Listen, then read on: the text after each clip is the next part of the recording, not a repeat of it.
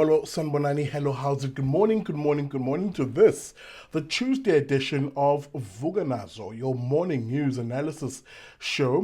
My name is Sihle Ngobese, aka Big Daddy Liberty. Let's get the show on the road. Remember, you can get in touch with us here at Vuka Nazo by going to our website at www.bigdaddyliberty.com. There, of course, you can also pledge some support. I highly encourage you to do exactly that.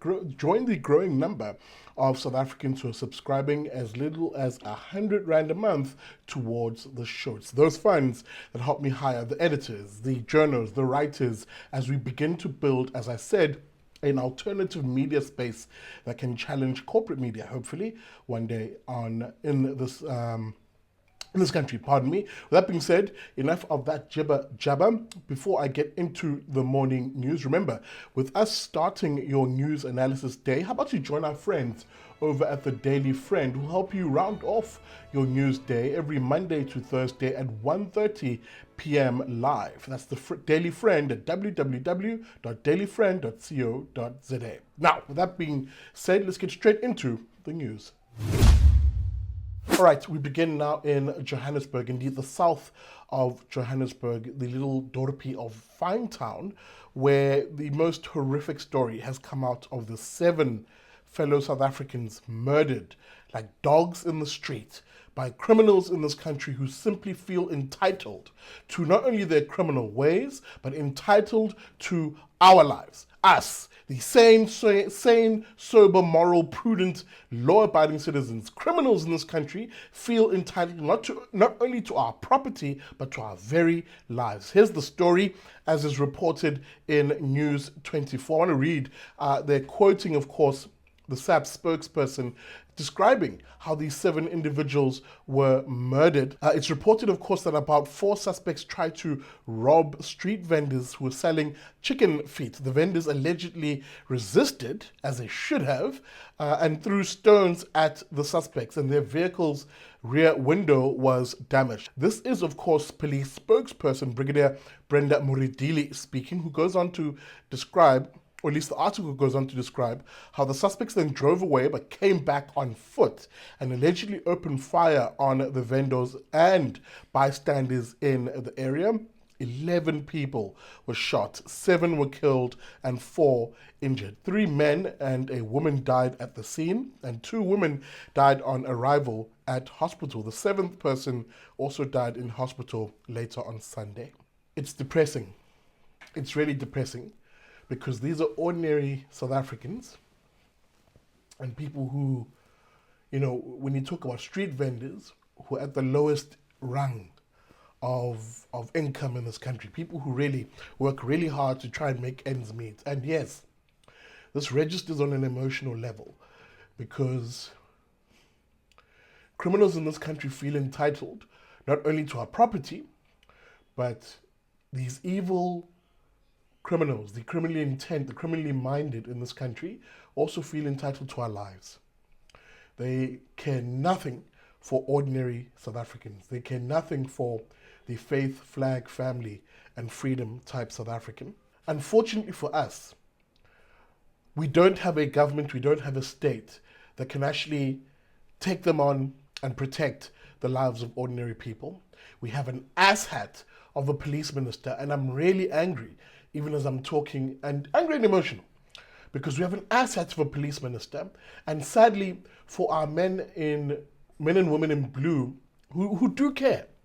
As I've always said, ordinary police officers on the ground, the overwhelming majority of them really do care, but they are hamstrung by 2 things: a inept, incompetent, and downright corrupt even police management, who are unable to provide the management skills required to run an efficient 21st century policing service in this country. They're hamstrung by those individuals.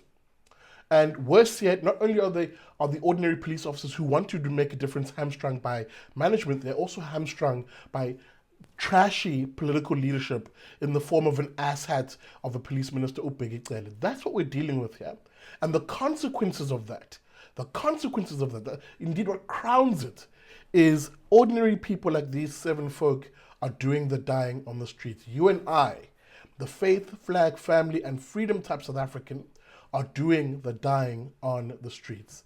So that who knows? Maybe there's a bullet out there in some criminal's illegal gun that's primed to come after me one day. You know, maybe because they want my vehicle or they want whatever the case may be. Maybe I'll be at a bank or who knows. Maybe there's a bullet with my name on there. Or maybe a bullet with your name on it. This is the reality we're living in this country. So that we've had this conversation before, for example, even last week, when we looked at why perhaps, therefore, private security is ever increasingly taking over the role of policing in this country. South Africans are scared. We are scared and we're voting with our money to say, someone please protect us, because it sure as hell isn't the state. All right, I take you now to, well, we're sticking in Johannesburg. Indeed, still sad news.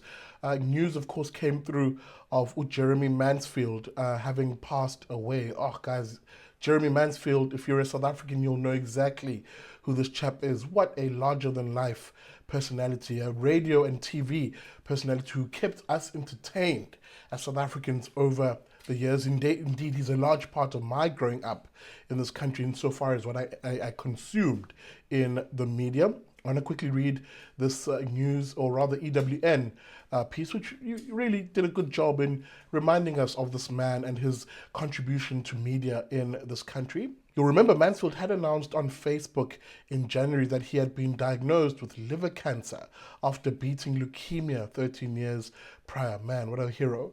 He had a career that spanned decades, bringing entertainment and laughter to many on then News, or rather 94.7. Now, again, from this show to his family, we express our condolences to him. What a loss to the SA media. I want to leave us with just some of the images shared in that EWN, a reminder of who this man was. We say on the show, Lala Ngoxolo, Jeremy, rest in peace.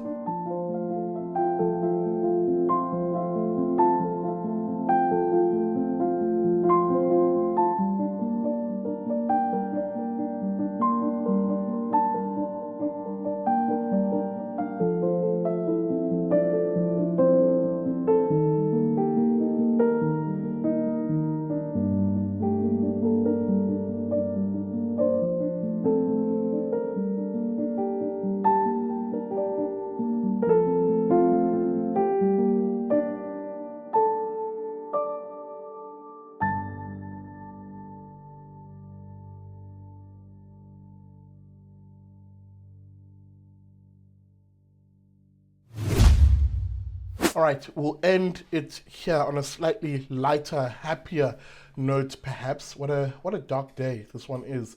But we'll end on a happier note with the Zulu King, King Misuzulu ka Zwelithini. I hesitate to call it the coronation because he's already been coronated.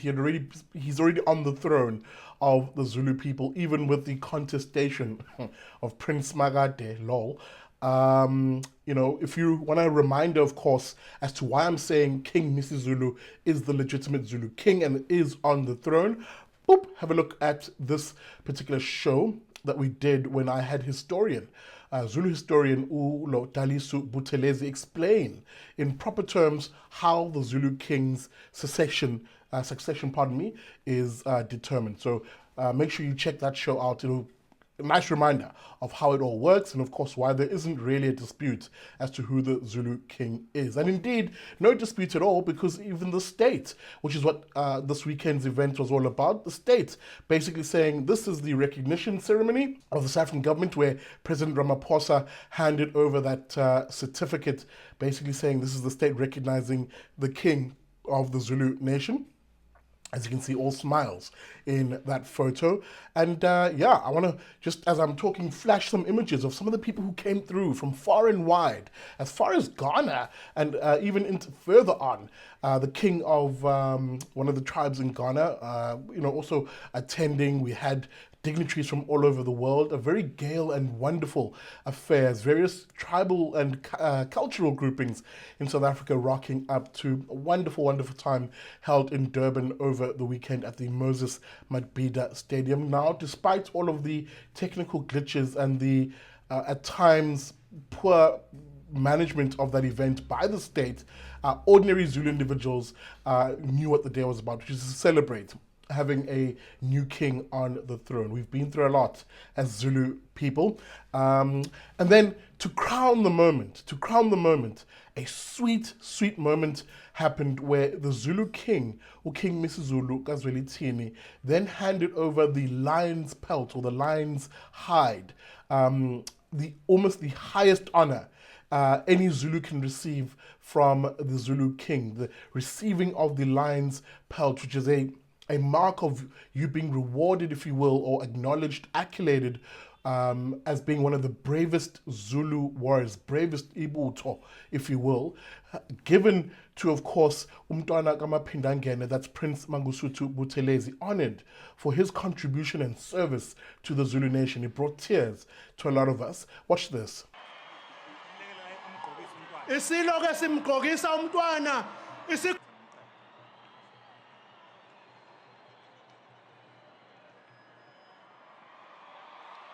ugqoka isikhumba sebhubesi umntwana uyahlonishwa ngokumela ubukhosi besizwe sikaZulu.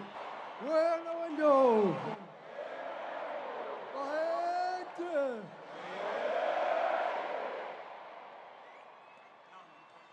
Again, all of that being in Zulu, of course, but the person who was narrating over the mic as that was happening, as the king was dressing Prince Mangosuthu in that lion's pelt, basically saying this is the highest honor given to any Zulu for recognition for their service to the Zulu nation. And you could see how emotional it was for Prince Mangosuthu Buthelezi, a man who's devoted his life really in service of this great nation. A beautiful moment then, and indeed one which I'll end over here on a lighter note on this show. All right, folks, that's where we'll end this episode of Vuka Nazo, the Tuesday edition of the show. Let me know what you think, of course, by reaching us on our social media platforms. All of that information, rather, of how you can reach us on social media are in the descriptors of this video, whether you're watching on YouTube or on Facebook. If you are watching on YouTube, do me a favor, subscribe to the channel, hit that bell notification so that every weekday from 7 a.m. you're notified when Vuka Nazo is on your screens. You'll find us, of course, also on our website at www.bigdaddyliberty.com. With that being said, happy Tuesday. I'll see you tomorrow.